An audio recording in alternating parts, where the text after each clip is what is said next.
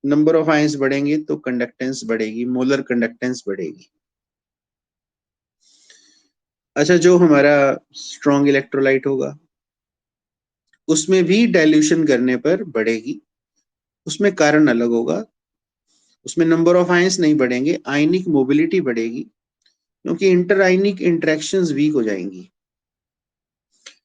अब मुझे बताओ इनफाइनाइट डाइल्यूशन पे जाके क्या होगा, वीक इलेक्ट्रोलाइट में क्या होगा? अभी और बढ़ती जाएगी, बहुत धीरे धीरे बढ़ेगी, ना के बराबर, लेकिन बढ़ती जाएगी। It never reaches to a constant value even at infinite dilution.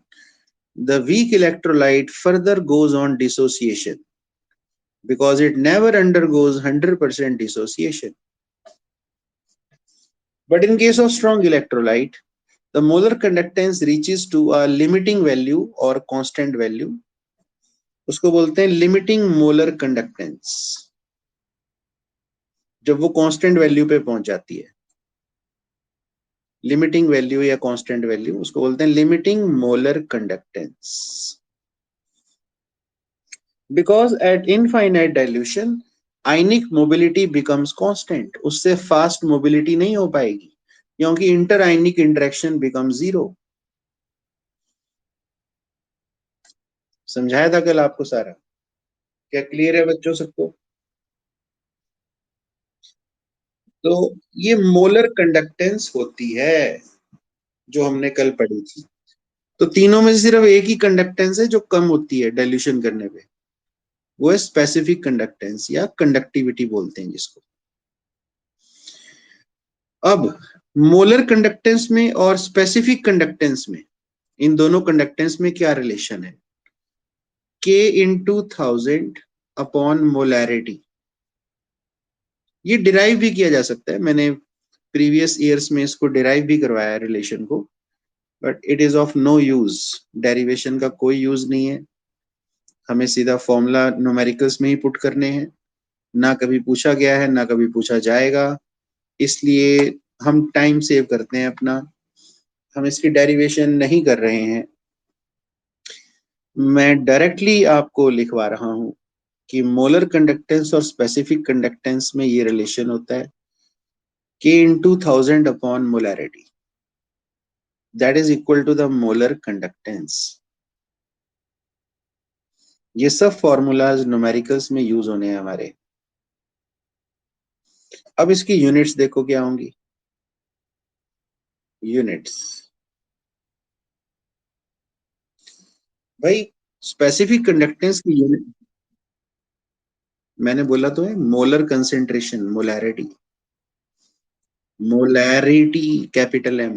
Okay, K है ओम इनवर्स सेंटीमीटर इनवर्स, 1000 तो कांस्टेंट होता है, मोलैरिटी होती है मोल्स पर यूनिट वॉल्यूम, मतलब पर सेंटीमीटर क्यूब, सेंटीमीटर क्यूब ऊपर चला गया, मोल्स पर यूनिट वॉल्यूम मतलब moles per centimetre cube, centimetre cube ऊपर चला गया।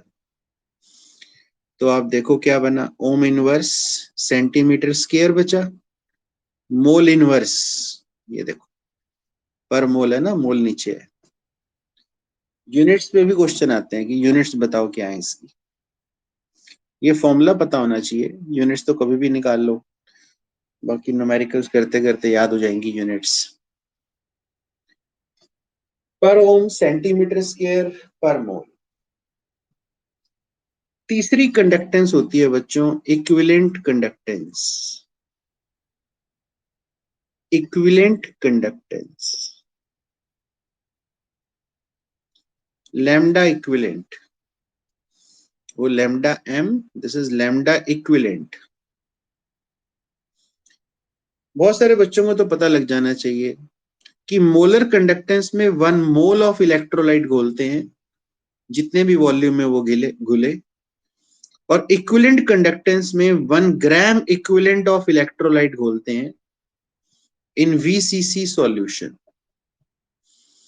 So it is the conductance of 1 mole electrolyte in VCC solution, and it is the conductance of 1 gram equivalent of electrolyte in VCC solution. Suppose H2SO4 का solution है, 98 ग्राम अगर घुले हुए हैं तो 1 मोल घुला हुआ है, तो सॉल्यूशन की कंडक्टेंस को मोलर कंडक्टेंस बोलेंगे। अगर 49 ग्राम घुले हुए हैं तो इक्विवेलेंट वेट जितना वेट घुला है, 1 ग्राम इक्विवेलेंट घुला हुआ है, तो उसकी कंडक्टेंस को इक्विवेलेंट कंडक्टेंस बोलेंगे।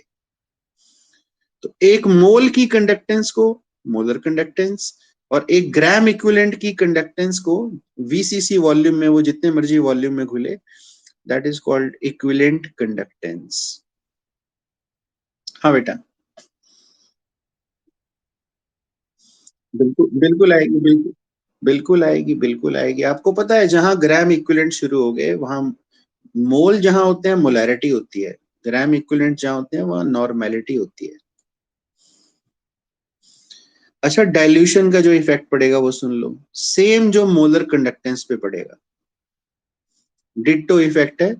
यानी कि वही स्ट्रॉन्ग और वीक पे जैसे जैसे वहां पड़ा है वैसे वैसे यहाँ पर होगा, मतलब बढ़ेगी, दोनों की बढ़ेगी, दोनों का बढ़ने का कारण वही है।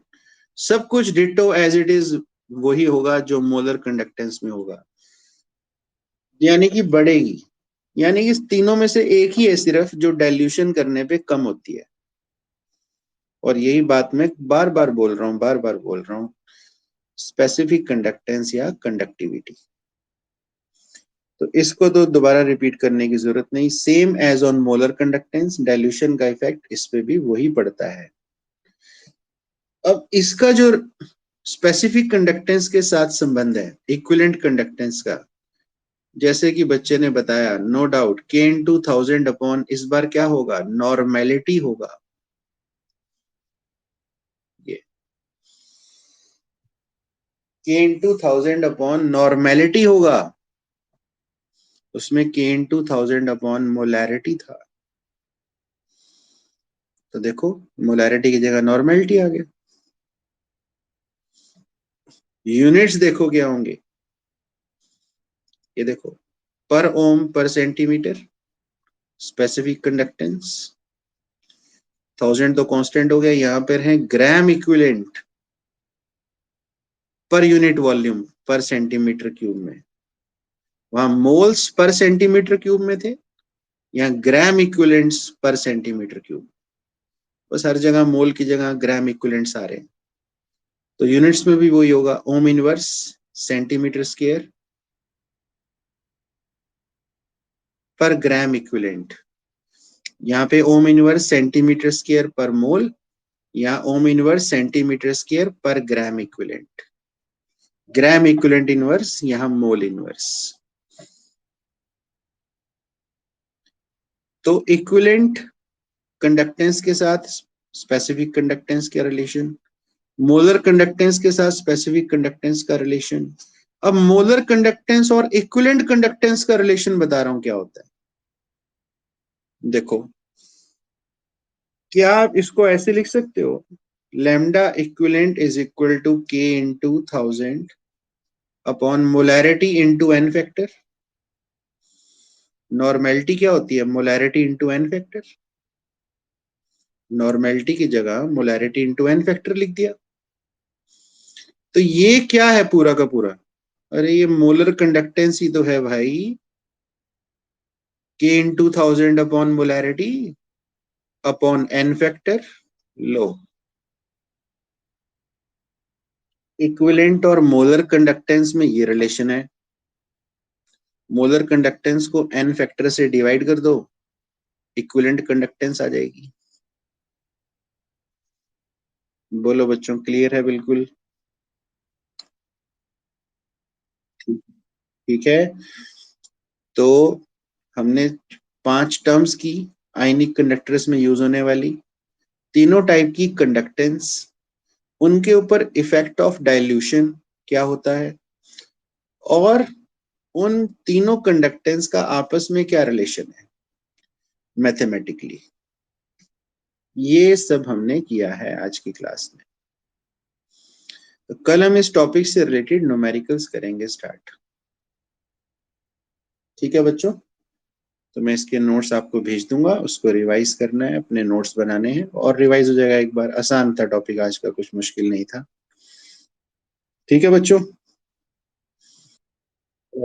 ओके बच्चों, थैंक यू बच्चों, थैंक यू।